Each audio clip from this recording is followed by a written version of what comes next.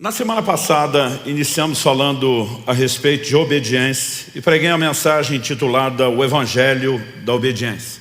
Gastamos tempo fazendo a fundamentação bíblica doutrinária, né? E eu destaquei três coisas aqui. Em primeiro lugar, a relação entre salvação e obediência.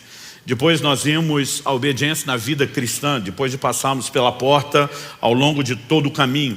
Em terceiro e último lugar, terminamos falando a respeito de como a graça se revela uma força capacitadora para que nós possamos andar em obediência. A ideia foi cobrir muito mais, né, uma visão panorâmica, abrangente do quão importante, significativo, central é o papel da obediência na vida cristã. Nós trabalhamos a obediência não como algo periférico, nem tampouco opcional, mas como cerne do propósito da obra redentora, restituir ao homem esse lugar, né, de poder viver a obediência que Deus espera de nós. Hoje eu quero continuar o assunto, mas eu quero tentar mexer um pouquinho mais naquilo que a gente classificaria de um terreno prático. Então eu quero que você abra a sua Bíblia, por gentileza, comigo, no Evangelho de Lucas, no capítulo 6, e nós vamos ler do verso 46 ao 49. Esse vai ser o nosso ponto de partida. Lucas capítulo 6, de 46 até o 49. Por que vocês me chamam Senhor, Senhor, e não fazem o que eu mando? Eu vou mostrar a vocês a quem é semelhante todo aquele que vem a mim, ouve as minhas palavras e as pratica. Esse é semelhante a um homem que, ao construir uma casa, cavou, abriu profunda vala e lançou o alicerce sobre a rocha. Quando veio enchente, as águas bateram contra aquela casa e não a puderam abalar, por ter sido bem construída. Mas o que ouve e não pratica é semelhante a um homem que construiu uma casa sobre a terra, sem alicerces. E quando as águas bateram contra ela, logo desabou. E aconteceu que foi grande a ruína daquela casa.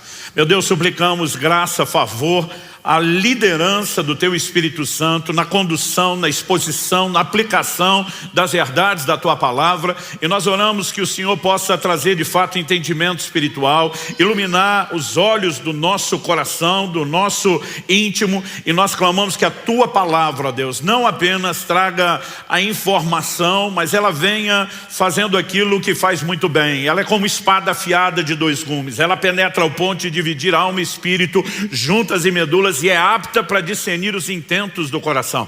Nós oramos que possamos enxergar não apenas aquilo que o Senhor propõe, mas nós oramos que ela traga à tona também aquilo que está dentro de nós, aquelas áreas que necessitam de ajuste, de sujeição ao Senhor, que precisam ser calibradas hoje na presença do Senhor. Nós nos sujeitamos à ação do Teu Espírito Santo, o Espírito da verdade, e oramos que a Tua Palavra cumpra o propósito pelo qual o Senhor a tem liberado, em nome de Jesus e para a glória de Deus. Amém. Bom, tanto no Evangelho de Lucas como no Evangelho de Mateus, essa alegoria, essa parábola que Jesus apresenta dos dois tipos de casa, ela vem quando ele arremata o chamado Sermão do Monte. Então ele vai dizer que não adianta ouvir tudo aquilo que ele falou e não colocar em prática. Ou seja, o propósito pelo qual Deus tem nos dado a sua palavra é porque ele espera basicamente, para simplificar, ele espera de nós uma única coisa: obediência. Mas Lucas registra um detalhe interessante. É o questionamento de Jesus no verso 46. Por que é que vocês me chamam Senhor se não fazem aquilo que eu mando?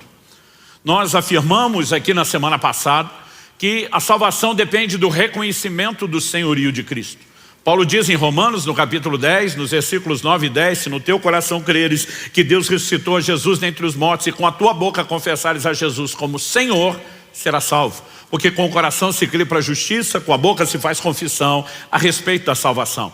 Ou seja, a salvação está atrelada não apenas à fé na morte e ressurreição de Jesus, no sacrifício que ele fez em nosso lugar, mas está também na disposição de, como falamos na semana passada, das obras de fé. A fé tem uma confissão, a fé tem uma visão e a fé tem obras. E nós vimos que parte dessas obras da fé é a rendição, é a disposição de obediência, a semelhança de Abraão, que Hebreus 11:8 diz que Abraão, pela fé, obedeceu. Então, colocar o coração em plena sujeição a Jesus como Senhor é o cerne da obra da salvação. Nós temos a mania de dizer, olha, tem que confessar Jesus Salvador. Isso não está na Bíblia. É lógico que Ele é Salvador. A Bíblia diz, se nós cremos e confessarmos Ele Senhor, seremos salvos. Se somos salvos é porque Ele salva. Mas Salvador nunca foi o objeto da confissão. O objeto da confissão é Senhor, é o seu senhorio. E se a salvação depende da sujeição ao senhorio, e a essência do senhorio é obediência, e é isso que Jesus está dizendo, por que me chamam Senhor se não vão fazer o que eu mando? Né? Então, obviamente, nós mostramos desde a semana passada como os assuntos de obediência, salvação e a vida cristã estão atrelados, é impossível separá-los. Mas nessa parábola proposta por Jesus, Ele fala de um construtor sábio, sensato, que não apenas constrói sobre o alicerce. Eu gosto dessa declaração de Lucas que diz que ele abre uma profunda vala. Ele lança alicerces sobre a rocha e de forma inteligente ele edifica uma casa que dura. Então Jesus diz, quando vem a enchente, ela não pode derrubar. Mas a Bíblia fala de um outro construtor que não se preocupa com o fundamento, com o alicerce e constrói sobre a terra. E quando as águas vêm, e acredite, as águas da adversidade virão sobre todos. Mas o que determina se o que você está construindo vai durar é a forma como você constrói. E nós precisamos entender que uma vida cristã que não é fundamentada na obediência, ela tem prazo de validade e essa casa em algum momento vai cair.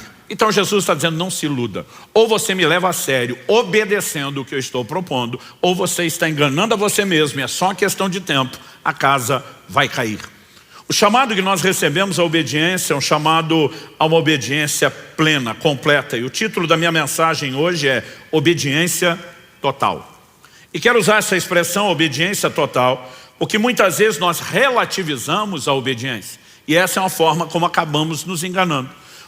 Porque obedecemos numa área, acreditamos que desobedecer na outra se compensa, porque muitas vezes temos uma aparência de obediência, achamos que está tudo bem. E eu quero te mostrar algumas verdades bíblicas. A primeira delas é que obediência aparente é desobediência. A segunda coisa é que obediência parcial é desobediência, não pode ser vista como obediência. Mas em terceiro e último lugar, nós vamos mexer com aqueles que já cresceram um pouquinho e assumiram o compromisso, que é um outro perigo. É quando deixamos a desobediência, entendemos a obediência, mas podemos migrar para uma coisa perigosa que eu vou chamar de o orgulho da obediência, que é algo, como veremos, contraditório em si mesmo. Em primeiro lugar, vamos falar da obediência aparente. No Evangelho de Mateus, no capítulo 21, o Senhor Jesus nos apresenta uma parábola acerca de 2 filhos. Dos versos 28 a 32, nós lemos o seguinte: o que vocês acham?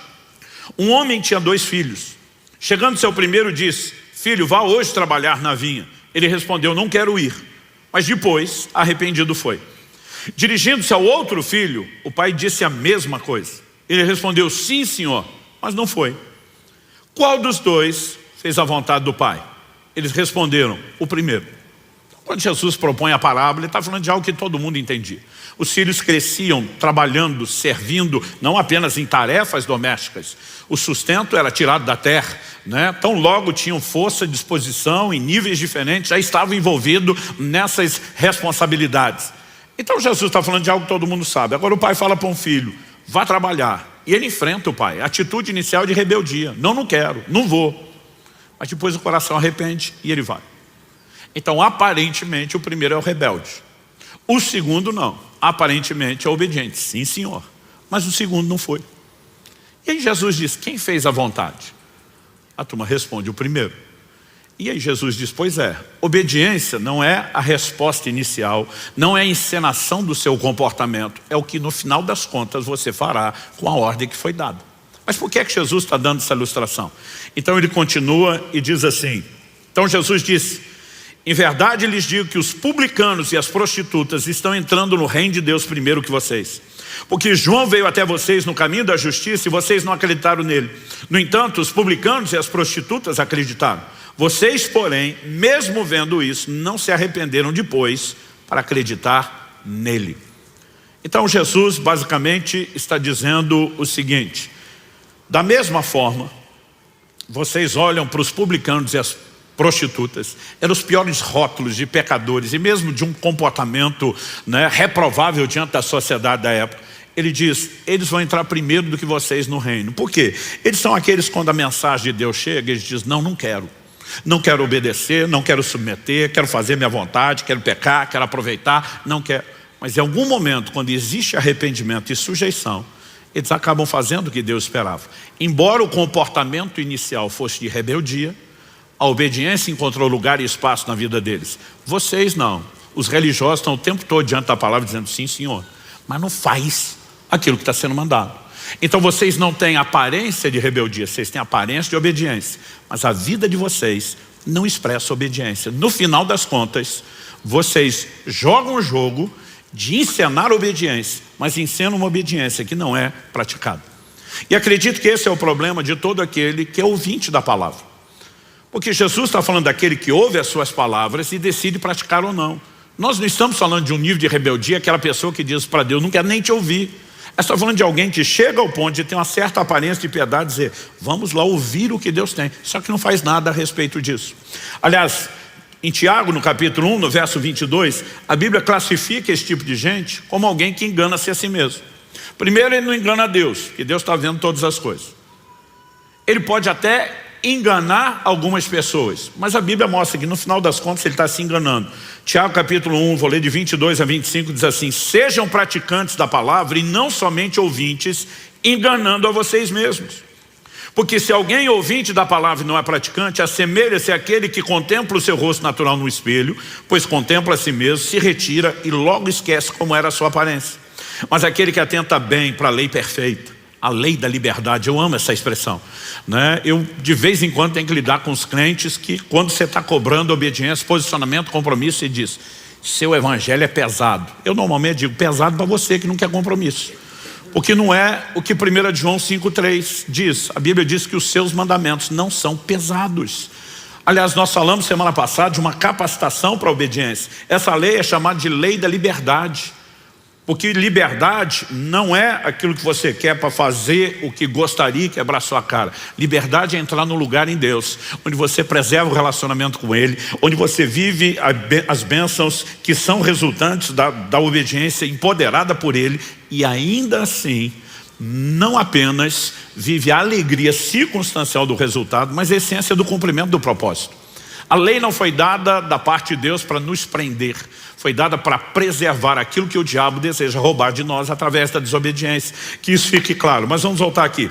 Mas aquele que atenta para a lei perfeita, a lei da liberdade, e nela persevera, não sendo ouvinte que logo se esquece, mas operoso praticante, esse será bem-aventurado no que realizar. Sempre a palavra de Deus relaciona. Você vai pegar Josué capítulo 1, verso 8, você vai pegar o Salmo 1, né? Sempre a palavra de Deus relaciona bem-aventurança com aqueles que obedecem, com aqueles que praticam a palavra de Deus. E nós precisamos entender que quem não faz isso, a Bíblia diz, está enganando-se a si mesmo. Porque muitas vezes ele acredita que diante de Deus, né, o estar ali ouvindo a palavra, cultuando, é tudo que Deus precisa. E Deus não quer uma aparência de piedade, Ele quer uma conduta que de fato se expresse por meio da obediência à sua palavra. Interessante que num outro momento Jesus confronta os fariseus, porque eles eram a seita mais severa dentro do judaísmo. Eles eram o grupo religioso mais dedicado, né? É o que, usando a linguagem atual, alguém na época poderia dizer, são os beatos, são os carolas, é o time da dedicação, realmente, de fato são eles. E eles se tornaram muito conhecidos pelo seu zelo em obedecer a palavra. Mas ao longo do tempo eles usaram aquele próprio zelo e dedicação para criar desculpas para não obedecer a palavra. Olha o que Jesus diz no Evangelho de Marcos, no capítulo 7, do verso 5 até o 13. Os fariseus e os escribas perguntaram a Jesus, por que os seus discípulos não vivem conforme a tradição dos anciãos, mas comem com as mãos impuras? Os anciãos estabeleceram alguns ritos de purificação, entre eles um processo de como deveriam lavar, né, as mãos, lavar-se a si mesmo antes de comer, e eles estavam pegando espigas, comendo de qualquer forma, e o povo vai lá dar uma bronca em Jesus. Por que é que eles não vivem conforme a tradição? Jesus respondeu, bem profetizou Isaías a respeito de vocês hipócritas, como está escrito, esse povo me honra com os lábios, mas seu coração está longe de mim. Em vão me adoram, ensinando doutrinas que são preceitos humanos. Rejeitando o mandamento de Deus, vocês guardam a tradição humana. Disse-lhes ainda, vocês sempre encontram uma maneira de rejeitar o mandamento de Deus para guardarem a própria tradição. As traduções mais clássicas de Almeida diz jeitosamente. A palavra traduzida jeitosamente, kalos, fala de algo belo, né? Ou seja, diz, vocês embelezam a desculpa da desobediência de vocês. Então, o Senhor diz o seguinte: vocês sempre encontram uma maneira de rejeitar o mandamento de Deus para guardarem a própria tradição. Pois Moisés disse, honre seu pai e sua mãe, e quem maldisser seu pai ou sua mãe seja punido de morte. Vocês, porém, dizem que se alguém disser ao seu pai ou à sua mãe, aquilo que você poderia receber de mim é corbã, isso é oferta ao Senhor, então vocês o dispensam de fazer qualquer coisa em favor do seu pai ou da sua mãe, invalidando a palavra de Deus por meio da tradição que vocês mesmos passam de pai para filho. E fazem muitas outras coisas semelhantes. Ou seja, Jesus está dizendo, vocês conseguiram criar rituais, aparências de piedade que negam a palavra. Conversa é essa. A Bíblia manda honrar pai e mãe. E fala das consequências de você agir da forma inversa. Agora vocês dizem que quando a pessoa consagrou a Deus aquilo, ela não deve mais obediência. Jesus está dizendo que conversa é essa. Eu imagino que fosse numa linguagem de hoje mais aberta, escancarada, o Senhor Jesus perguntando, que palhaçada é essa? Né? Como é que vocês chegaram a esse ponto? Mas o interessante é que por trás de tudo isso, né, existem normas sendo estabelecidas que aparentam que eles estão defendendo um código, que eles continuam vivendo a obediência, mas o que na verdade eles estão praticando é só uma aparência de obediência. Existem muitas formas pelas quais nós podemos fazer isso. Eu me lembro de um fato curioso. Na adolescência, quando fui cheio do Espírito Santo, estava com o coração disposto a buscar Deus, é lógico que você quer conectar na turma que está levando Deus a sério.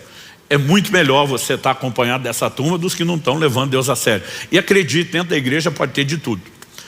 Mas mesmo essa turma queria levar Deus a sério, eu vi essa turma inventar umas regras que eu falava para eles, de onde vocês tiraram isso? Então, por exemplo, o grande desafio dos jovens e adolescentes que sabiam a importância de andar em pureza, a maioria de nós todos tínhamos decidido, nós vamos esperar o casamento, vamos fazer tudo certo, mas existia um zelo até para a forma como olhava para as mulheres. Jó 31:1 diz, fiz aliança com os meus olhos, como pois os fixaria numa vista? Então você olha para um cara mundano, às vezes a mulher passa, ele dá o raio-x de alto a baixo, né? Consegue avaliar, imaginar tudo que quer. A conduta de um homem de Deus não deve ser dessa forma. E essa hora que pelo menos os machos tinham que dizer um amém aí, vamos lá. Mas a garotada, essa turma, dizia o seguinte, que a primeira olhada não é pecado. O que é a primeira olhada? A moça passou, às vezes o camarada assim dá aquela espiada, mas daqui a pouco ele pensa o que é que realmente passou e diz que a segunda olhada é que é pecaminosa. A primeira não tinha má intenção. Eu dizia para eles, então olha a primeira e não para até o fim. Está resolvido o problema. A questão não é quantas vezes olha, Jesus fala sobre a intenção do coração. E às vezes nós ficamos inventando algumas outras regras para simplesmente maquiar aquilo que claramente está lá. Dá para entender isso? E nós temos uma capacidade de articular e inventar essas coisas que é incrivelmente criativo. Segunda coisa que eu quero falar. Obediência parcial, assim como a aparente, é desobediência. Não tem outro rótulo. 1 Samuel, no capítulo 13, a palavra de Deus fala a respeito de Saul. Saul foi o primeiro rei que a nação de Israel tem, escolhido pelo próprio Deus. Deus sinalizou quem seria a pessoa. 1 Samuel capítulo 13, verso 8, diz o seguinte, Samuel dá uma instrução ao rei Saul, de que ele esperasse um prazo determinado, e que ele esperasse Samuel chegar para oferecer o sacrifício. O texto diz assim, Saul esperou 7 dias, segundo o prazo determinado por Samuel. Mas como Samuel não vinha a Gilgal, o povo foi se espalhando dali. Então Saul disse, tragam-me aqui o holocausto e as ofertas pacíficas, e ofereceu o holocausto. Mal tinha ele acabado de oferecer o holocausto, eis que chegou Samuel. Saul saiu ao encontro dele para o saudar. Samuel perguntou, o que foi que você fez? Saul respondeu, vendo que o povo ia se espalhando daqui e que você não vinha no prazo combinado e que os filisteus já tinham se ajuntado em Micmas, eu disse comigo, agora os filisteus irão contra mim em Gilgal e ainda não busquei a face do Senhor assim, forçado pelas circunstâncias, ofereci holocaustos. Então Samuel disse a Saul, verso 13, você cometeu uma loucura, não guardando o mandamento que o Senhor seu Deus lhe ordenou, pois o Senhor teria confirmado para sempre o seu reino sobre Israel. Mas agora o seu reinado não subsistirá. O Senhor buscou para si um homem segundo o seu coração e já lhe ordenou que seja príncipe sobre o seu povo, porque você não guardou o que o Senhor lhe ordenou. Honestamente, às vezes eu li essas coisas e eu pensava, poxa, Deus jogou duro com Saul. O cara deu um deslize e já foi limado, já foi jogado para fora. E interessante que Samuel diz, Deus já achou um outro segundo o seu coração. Só quando o outro segundo o seu coração é colocado, ele fez algumas coisas piores do que o primeiro. Eu dizia para Deus, por que o segundo não foi limado fora? Porque muitas vezes nós achamos que Deus está avaliando um momento, um comportamento. Mas não foi isso que Deus explicou para Samuel na hora de escolher os filhos de Jessé. Deus diz, o homem olha a aparência, Deus vê o coração. E o coração é aquilo que determina como será o nosso comportamento. Deus não estava avaliando uma ação de Saul. Na verdade, nós percebemos que a Bíblia vai mostrando várias ações de alguém que oferece a Deus obediência parcial. Me espera 7 dias, não faça nada até que eu chegue para o sacrifício. Bom, deu 7 dias, esperei. Mas Samuel não chegou ainda, problema dele.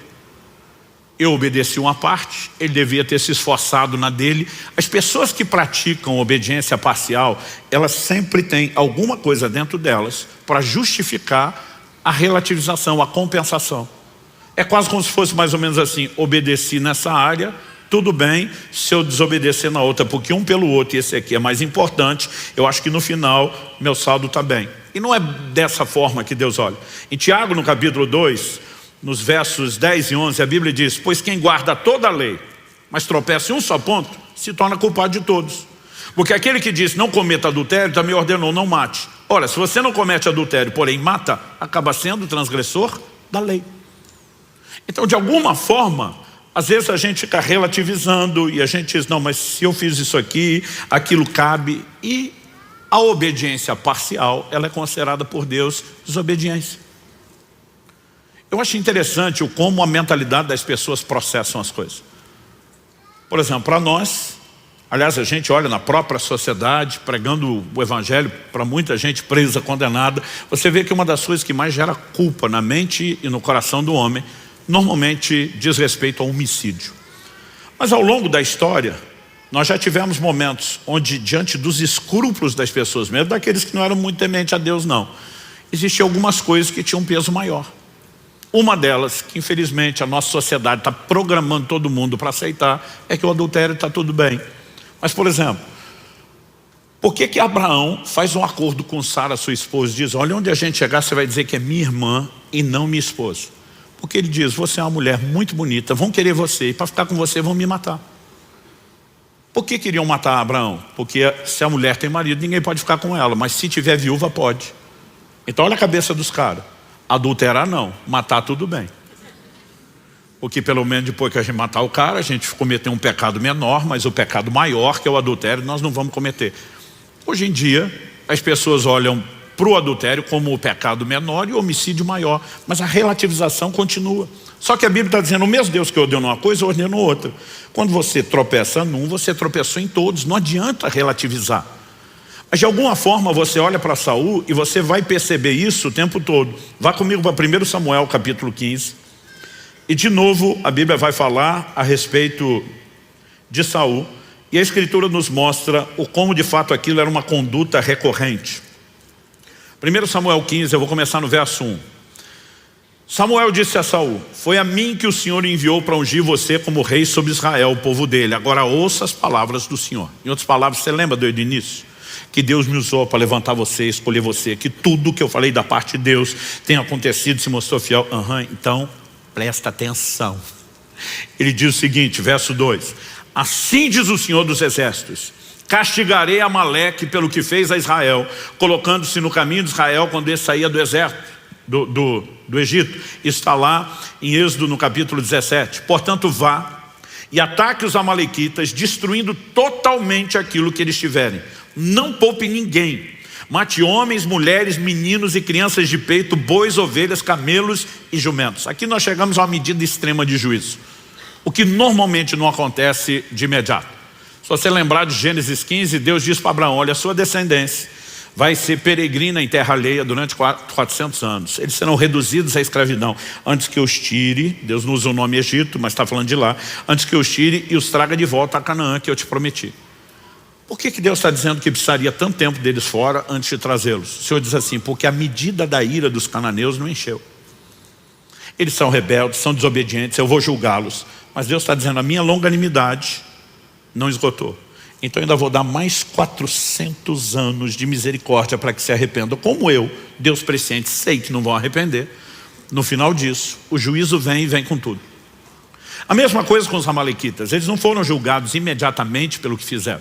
Aliás, Tiago escreve e diz que a misericórdia triunfa do juízo. Antes de oferecer juízo, Deus sempre oferece misericórdia. O problema é que as pessoas confundem a longanimidade, a paciência de Deus, com impunidade. Então o cara olha, não viu muita consequência e pensa, deu nada não. E não se arrepende, endurece o coração. E há um momento onde Deus simplesmente diz, basta. Você vai ver isso no Apocalipse, ele falando com a mulher que ele denomina de Jezabel. Dei-lhe tempo para que se arrependesse, mas ela não quer se arrepender. Ou seja, toda oportunidade, arrependimento, conserto e volta à obediência, não houve juízo. E quando chega a esse momento extremo, Deus diz, agora vocês vão exterminá-los. Em outras palavras, era literalmente acabar com a sua raça. Uma palavra dura, porém determinada por Deus. O verso 4 de Saul convocou o povo. A partir do verso 7 nós lemos, então Saul derrotou os amalequitas desde Avilá até chegar a Sur, que está diante do Egito. Tomou vivo Agag, rei dos amalequitas, porém destruiu todo o povo ao fio da espada. Mas Saul e o povo pouparam Agag, o melhor das ovelhas e dos bois, os animais gordos, os cordeiros e tudo mais que era bom. A isso não quiseram destruir totalmente, porém toda coisa sem valor e desprezível destruíram. Então a palavra do Senhor, verso 10, veio a Samuel dizendo, lamento haver constituído Saul como rei, porque deixou de me seguir e não executou as minhas palavras. Então Samuel ficou triste e clamou ao Senhor durante toda a noite. Samuel madrugou para encontrar Saul pela manhã, mas anunciaram a Samuel, Saul já chegou ao Carmelo. Eis que levantou para si um monumento, depois dando a volta passou, desceu a Gilgal. Samuel encontrou Saul e este lhe disse, que você seja bendito do Senhor. Executei as palavras do Senhor. Cara de pau. Mas Samuel perguntou, então que balido de ovelhas é esse nos meus ouvidos e o mugir de bois que estou escutando? Saul respondeu, trouxeram isso dos amalequitas, porque o povo guardou o melhor das ovelhas e dos bois para o sacrificar ao Senhor seu Deus. O resto nós destruímos totalmente. Então Samuel disse a Saul, espere, vou declarar a você o que o Senhor me disse essa noite. Saul respondeu, fale.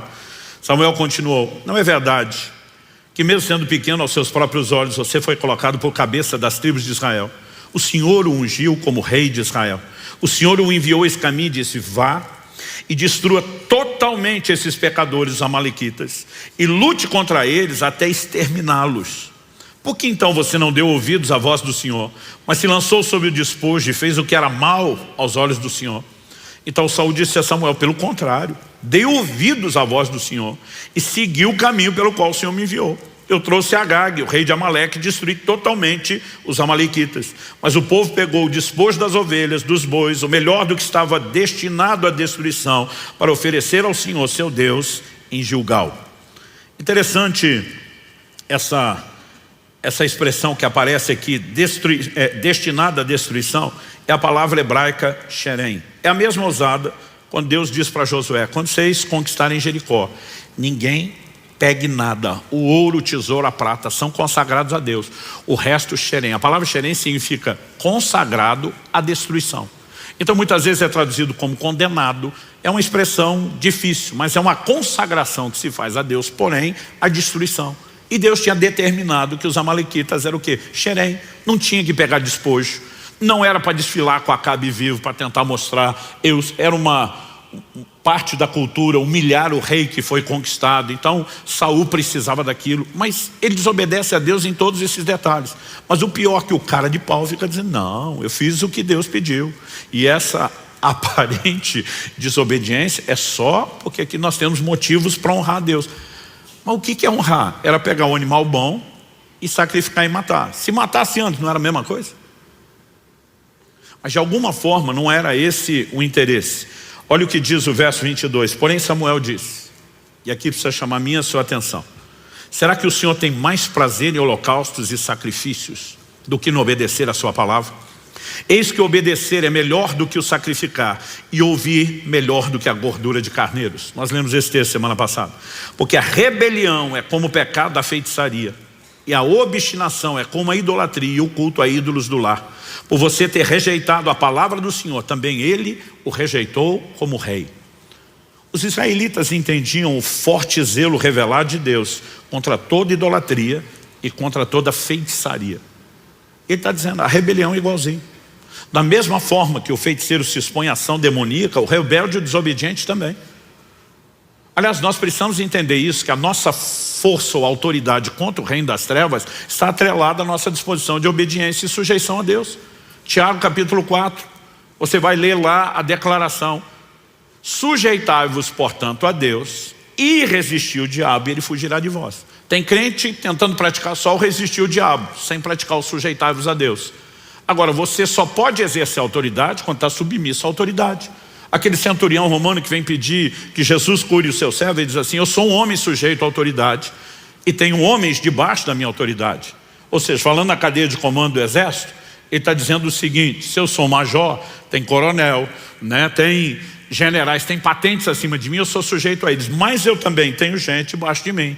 Tem capitão, tem tenente, tem gente para obedecer minha voz de comando. E a minha capacidade de poder exercer autoridade para baixo depende da minha sujeição à autoridade para cima. No reino de Deus não é diferente. A Bíblia diz: se você se sujeita a Deus, a autoridade maior, você pode expressar autoridade contra Satanás e o reino das trevas. Mas se não faz isso, não. E muitas vezes nós não percebemos o quão sério é. Você não só não pode resistir, como passar a ser resistido, tocado, atacado pelo reino das trevas quando está andando em obediência. Ainda que seja, andando em desobediência, ainda que seja parcial. Ao olhar para as escrituras, a gente percebe que demora para Saul admitir. Finalmente no verso 24 nós lemos: então Saul disse a Samuel: pequei, pois transgredi o mandamento do Senhor e as palavras que você falou, porque temi o povo e dei ouvidos à voz deles. No final das contas, todo desobediente sabe. Ele tenta se enganar, ele cria desculpas, mas lá no fundo ele sabe quais são as motivações. Então queria honrar a Deus coisa nenhuma. Ele está preocupado com a popularidade. Agora, quem está mais preocupado com a sua popularidade, né, em ser aceito, com a sua reputação diante dos homens do que diante de Deus, não vai se dar bem com Deus. O apóstolo Paulo disse: se eu quisesse agradar homens, não seria servo de Cristo. Então uma escolha que eu e você precisamos fazer. Quando a mulher de Potifar está dando em cima de José, a Bíblia não diz que José a rejeitou porque ela não era o tipo dele. Ele diz: como cometeria eu tamanha maldade contra Deus?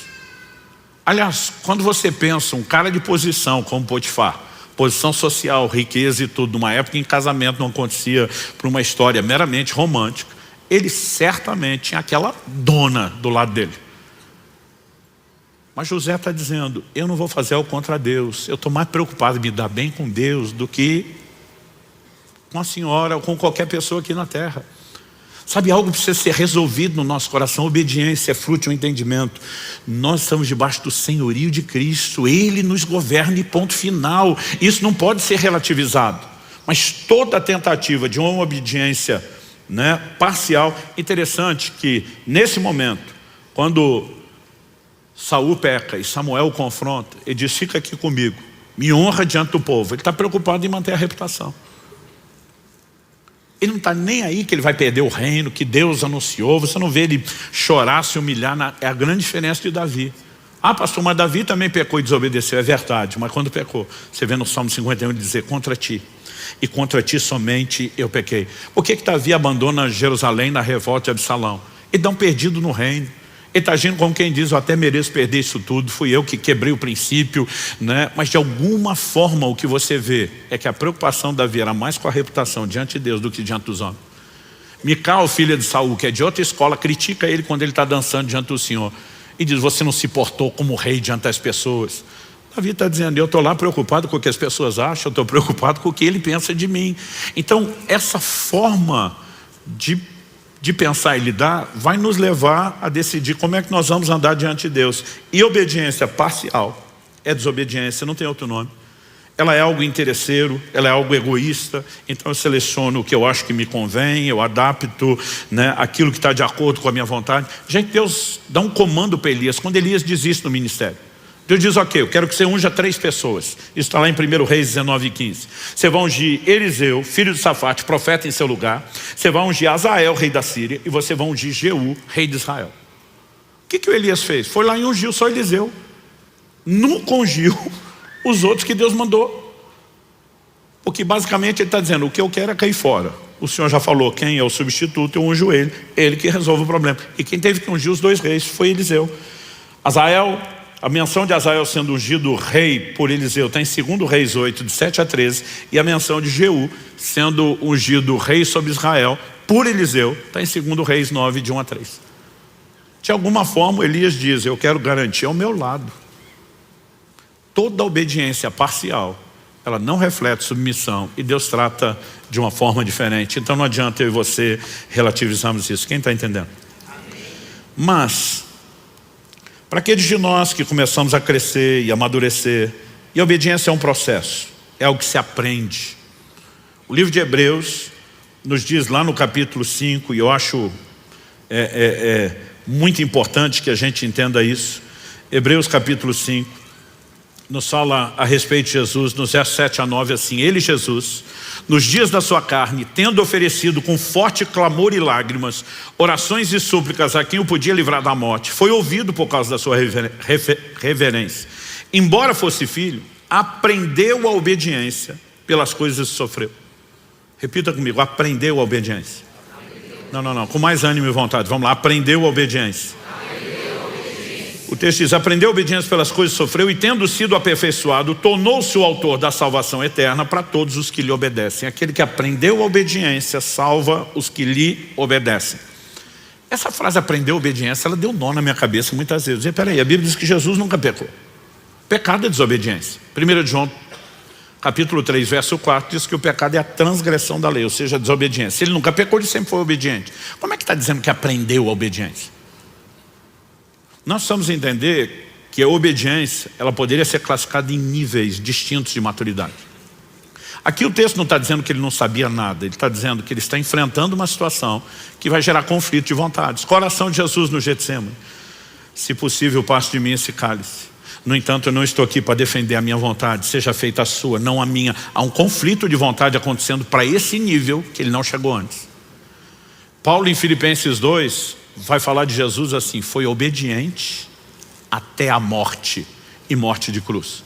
Ele vai falar do mais alto nível da obediência, a plena rendição. Eu me anulo por completo, eu morro, eu me entrego, eu não vou defender a minha vontade. Então, à medida que nós seguimos na vida cristã, nós vamos sendo trabalhados por Deus, amadurecendo e vamos aprendendo estágios de obediência. Aprendemos verdades, como aqui ensinamos semana passada, a obediência não depende de esforço humano, ela depende de uma decisão humana, mas de uma cooperação com a capacitação divina.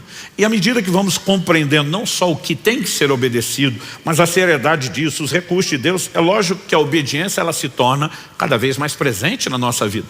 As quedas vão tendo intervalos maiores, os tropeços vão sendo menos frequentes, porque o processo de transformação e santificação é progressivo. Mas mesmo para aqueles de nós que crescemos, a ponto de dizer, olha, dá para dizer que aqui tem obediência. Nós corremos um perigo, que é agora sair de um extremo, de um lado da vala para o outro. E é o que eu vou chamar de o orgulho da obediência. Em Atos no capítulo 10, eu quero ler dos versos 9 a 16, a Bíblia diz assim, no dia seguinte, enquanto eles viajavam e já estavam perto da cidade de Jope, Pedro subiu ao terraço por volta do meio-dia a fim de orar. Estando com fome, quis comer. Mas enquanto lhe preparavam a comida, sobreveio-lhe um êxtase. Viu o céu aberto e um objeto como se fosse um grande lençol que descia do céu e era baixado à terra pelas 4 pontas, contendo todo tipo de quadrúpedes, répteis da terra e aves do céu. E ouviu-se uma voz que se dirigia a ele, levante-se Pedro, mate e coma. Mas Pedro respondeu, de modo nenhum, Senhor, porque nunca comi nada que fosse impuro ou imundo. Pela segunda vez a voz lhe falou, não considere impuro aquilo que Deus purificou. Isso aconteceu 3 vezes. E em seguida, aquele objeto foi levado de volta para o céu.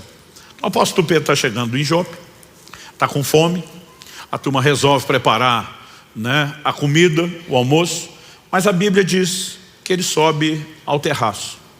Por volta do meio-dia, o sol comendo solto, mas ele diz, vamos orar, vamos buscar Deus. Quando ele está no momento de oração, ele tem um êxtase. Alguns acreditam que esse é um arrebatamento de sentidos, Ele simplesmente desliga do natural e ele entra numa percepção do mundo espiritual. Um lençol vem sendo baixado do céu, segurado pelas 4 pontas, e quando o lençol é baixado, que ele percebe que ali tem todo tipo de animais, todos. Aliás, a Bíblia é bem detalhada nisso, quando diz, contendo todo tipo de quadrúpedes, répteis da terra, aves do céu. E ele ouve uma voz, bem sugestiva para quem foi orar enquanto está com fome e estão preparando o almoço. Levanta, mata e come. Pedro está em oração, ele sabe que é experiência espiritual, ele sabe que aquilo desce do céu e ele sabe que é Deus falando. Porque ele responde, de modo nenhum, Senhor. Deus está dando um comando, levanta, mata e come. De jeito nenhum, Senhor. Nem o Senhor vai me fazer desobedecer. Por quê? Pedro, como judeu, cresceu entendendo determinações, como lá do livro de Levítico, tem um capítulo inteiro falando, enorme por sinal, falando a respeito dos animais que eram puros e os impuros. Nós falamos semana passada sobre mudança de lei. Nós temos texto no Novo Testamento dizendo que Jesus declarou puros todos os alimentos. Essa distinção não haveria mais. Mas o propósito aqui da visão não era detalhar o que é que está acontecendo. E Pedro, antes não podia, agora pode. É o próprio Deus dizendo, come, de jeito nenhum, Senhor. Eu tenho um histórico de obediência e não é o Senhor que vai manchar o meu currículo. Ele está tão orgulhoso da obediência que a vida inteira lhe prestou, que agora ele está cego para continuar obedecendo. Dá para perceber?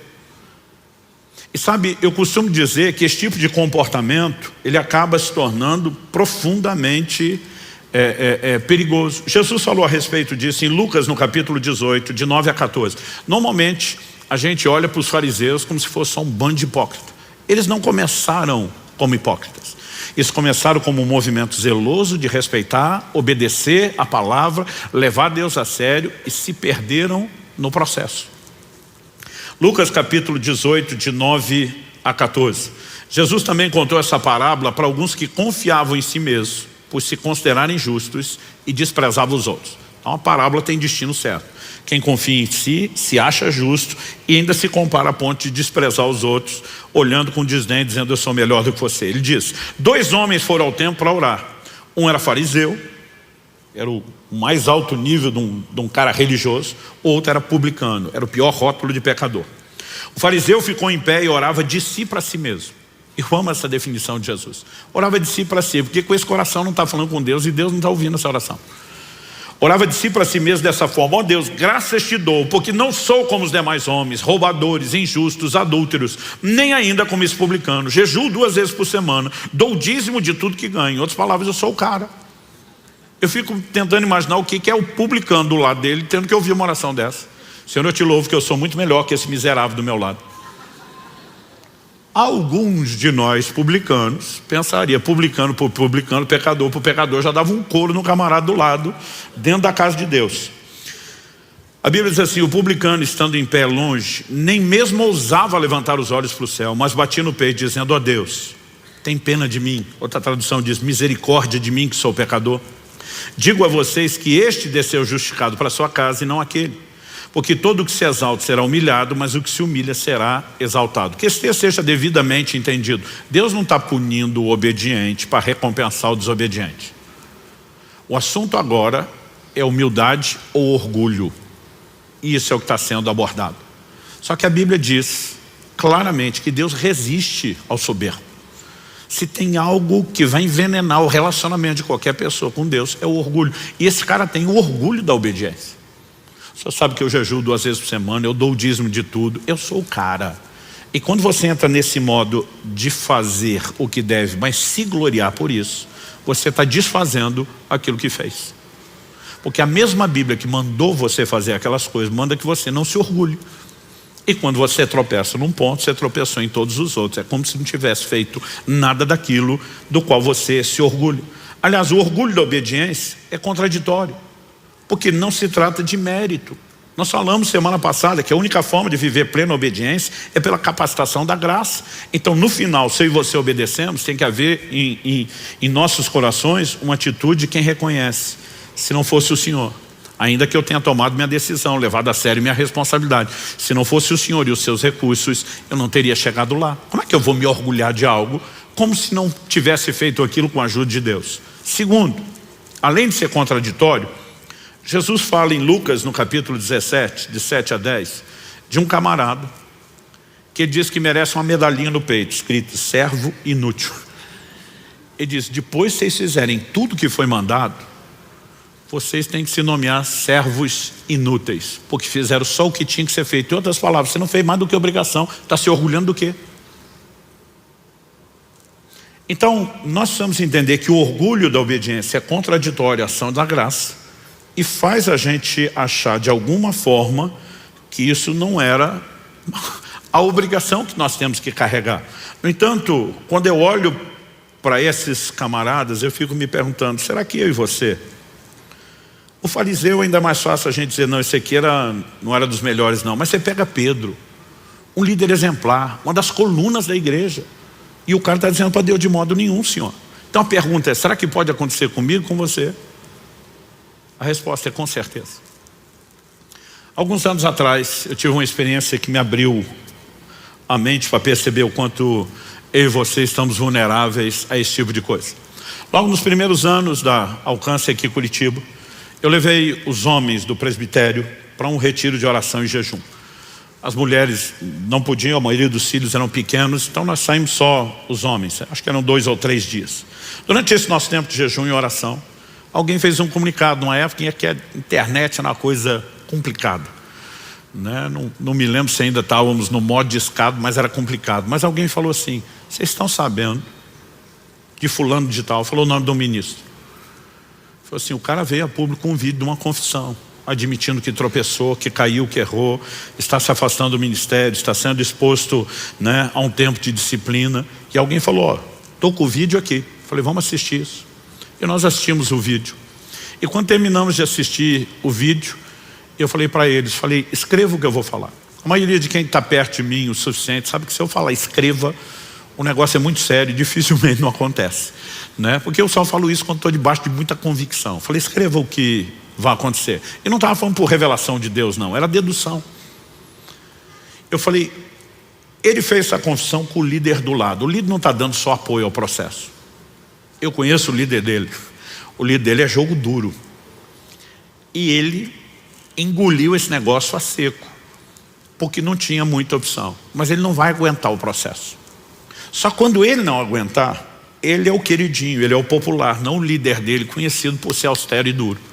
Então a hora que ele espanar, mesmo não cumprindo o processo, ele vai ser acolhido por outros líderes fora do ministério dele, que vão dar um tratamento bem mais suave a tudo que aconteceu. E infelizmente vão tratar coisa como prazo de validade.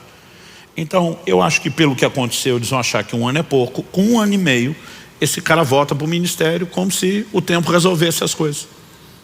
Eu falei, infelizmente ele vai ter um grande apoio para voltar, mesmo não cumprindo tudo isso ao qual ele está se comprometendo. E como eu queria ter errado, mas não errei.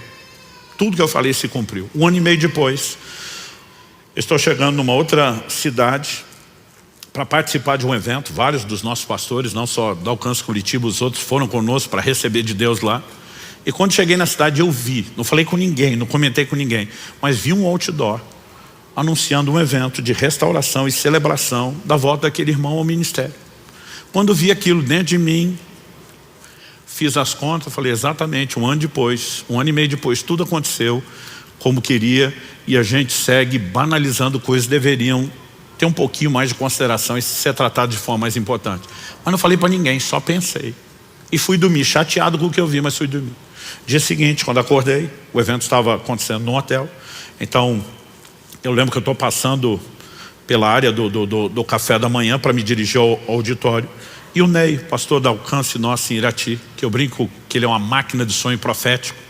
O Ney me veio e falou assim, amigão, antes de você entrar lá, preciso te contar um sonho que eu tive com você essa noite. Quando ele falou isso, eu falei, daqueles bem coloridos. Ele falou, daqueles bem coloridos. Já puxei uma cadeira, sentei e falei, vem cá, fala já. Ele olha para mim sem saber de nada, ele nunca teve na reunião de 1 ano e meio antes, que era só os pastores de Curitiba, eu nunca mais falei isso com ninguém, não falei o que eu pensei no dia anterior, mas ele olha para mim e diz, tive um sonho com você e fulano, e fala o nome do ministro. Quando ele falou o nome do cara, eu pensei, Deus ouviu. Eu falei para ninguém, mas Deus ouviu. Aí diz, vocês estavam numa sala, não era uma sala de uma casa, de uma igreja, não sei definir, um ambiente um pouco mais amplo. E você estava tentando expulsar um demônio dele. Eu interrompi e falei, mas ele não estava endemoniado. Ele falou, todo mundo sabia que não, mas você tratava ele como se tivesse. Só isso já teria acabado comigo. Mas o curioso é que parece que eu sabia tudo que ele ia falar. E eu entendi até por que a simbologia do sonho. Aí ele falou, você está lá tentando expulsar o demônio e entra uma outra pessoa na sala. Quando essa pessoa entra, ele falou, ele não se identificou como tal. Mas pela minha experiência, pelo porte, pela glória, o semblante, eu te afirmaria que era um anjo de Deus. E quando ele entra, ele estende a mão na direção de vocês dois. A hora que ele estendeu a mão, como a gente vai quando vai orar para alguém, parece que vocês dois levaram um coice de um cavalo, foram jogados 2, 3 metros. Aí interrompi ele e falei, essa é a hora que o fulano some do sonho e fica só eu. Ele, como é que você sabe? Eu falei, não só fica só eu levanto do chão do jeito que eu caí, e a roupa está desarrumada, está suja, talvez até rasgada. Ele, como é que você sabe? Roupas da Bíblia falam da condição de alguém diante de Deus. Roupa suja, rasgada, meu amigo, é pecado, não tem outra coisa. E nessa hora eu pensei, o canhão virou para o meu lado. Ele disse que aquela pessoa que entrou na sala vira e comenta com ele, apontando para mim, e diz assim, ele é um homem de grande integridade. Mas quando faz da integridade dele um escudo de justiça própria, ele é tão pecador quanto qualquer outro. E eu não sabia onde enfiar a cara de vergonha. A única coisa que eu pensava, dizia, tomara que isso fique só entre eu e Deus. O Espírito Santo falou, de jeito nenhum. Isso aí você vai contar quando pregar sobre o assunto. Eu falei, minha vergonha tem que ser pública? Tem que ser pública. Eu pensei, tomara que eu não tenha que contar para o ministro. E Deus me disse, vai. Já tive algumas conversas com ele depois disso.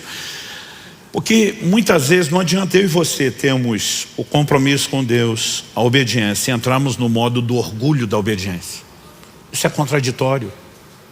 Se não for, eu e você permanecemos quebrantados aos pés da cruz, dependendo dele continuamente, nós não vamos poder manter a obediência da qual a gente está se orgulhando como se fosse nós. Ela é uma decisão da nossa parte, é nossa responsabilidade, mas que não pode ser executada sem a ajuda de Deus. E de alguma forma aquela lição para mim foi muito clara, começou a abrir meus olhos para perceber na Bíblia, ou como muitas vezes nós podemos entrar nesse lugar que acaba por si nos cegando e anulando tudo aquilo que nós estamos construindo. Então a obediência é inquestionavelmente importante, ela é o cerne do propósito de Deus para o homem. Nós vimos isso na perspectiva doutrinária, mas agora falando de conduta, que você possamos entender que a aparência de obediência não é obediência, é desobediência, que obediência parcial é desobediência, mas que mesmo que a gente leve Deus a sério, não existe no final das contas motivo de orgulho se eu e você entendemos o lugar correto, que é onde devemos permanecer em plena dependência do Senhor. Aliás, eu e você precisamos entender que a obediência expressa, além de respeito, amor ao Senhor. Jesus diz, aquele que tem os meus mandamentos e os guarda, esse é o que me ama. E como diz 1 João 5,3, os seus mandamentos não são penosos ou pesados, porque nós não precisamos carregá-los sozinhos, não é fruto de esforço. Precisamos nos sujeitar à graça capacitadora. Mas o chamado não pode ser relativizado. Fomos chamados à obediência, e obediência total. E precisamos de tempos em tempos lembrar do nosso Senhor dizendo, por que é que vocês vão me chamar Senhor, se não fizerem aquilo que eu mando? Feche seus olhos, coloque-se em pé, para parecer que está acabando.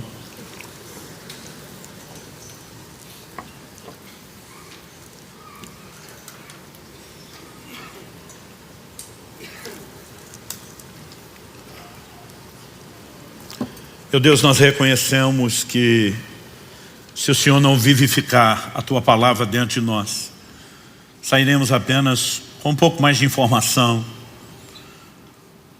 com material para pensar, sem contar o risco daqueles de nós que sequer vamos dar continuidade em pensar naquilo que o Senhor falou. É por isso que clamamos uma vez mais a ação do Teu Espírito Santo. Ajuda-nos, ó Deus, a entender na nossa vida quais aspectos merecem a devida atenção. Talvez haja entre nós aqueles que estão praticando obediência aparente, sem enxergar com clareza que isso é desobediência. Talvez haja aqueles que optaram pela obediência parcial, estão enganando-se a si mesmos sem perceber que isso é desobediência. Talvez haja aqueles que reuniram as duas coisas. Mas também, ó Deus, certamente há aqueles que estão aprendendo a obediência, a semelhança de Jesus. Já avançaram além dos primeiros níveis, mas de alguma forma passaram a acreditar que são os únicos responsáveis por isso. e começaram a dar lugar ao orgulho, em vez de se permanecer naquele lugar de dependência do Senhor. Isso estanca o fluxo dos seus recursos, impede-nos de continuar a dar a obediência que demos antes com a tua ajuda e nos coloca num lugar de reprovação. Pai, sabemos que há muito a aprender, há muito a crescer, há níveis de obediência que ainda não alcançamos. Diferente de Jesus, que chegou até o último nível, nós não chegamos lá. E nós suplicamos graça do alto, ajuda e favor, não só aqui e agora. Nós oramos que aquilo que o Senhor começou não termine no final dessa reunião. E não falamos apenas de lembrar o que foi dito, nós oramos pela capacidade de seguir, se sujeitando ao Senhor, se expondo à ação do Senhor e da sua graça. Não nos deixe sair daqui apenas com informação ou com um discurso. Que a tua palavra, ela realmente entre fundo em cada um de nós, que ela possa discernir os intentos do coração, expor aquilo que precisa ser ajustado na nossa vida, porque nós queremos seguir correspondendo com o Senhor. Não apenas contando com os recursos da graça, da ação do teu Espírito, mas exaltando o senhorio de Jesus por meio de plena rendição. Eu quero abençoar meus irmãos e irmãs. E eu oro que a mão do Senhor esteja sobre eles. Oramos que a compreensão das tuas palavras traga luz, clareza para aquilo que devemos fazer no dia a dia, debaixo da tua aplicação personalizada. E desde já te agradecemos por tudo aquilo que o Senhor fará. Nós oramos em nome de Jesus. Se você crê e concorde, diga amém. Se você recebe essa palavra, diga eu recebo em nome de Jesus.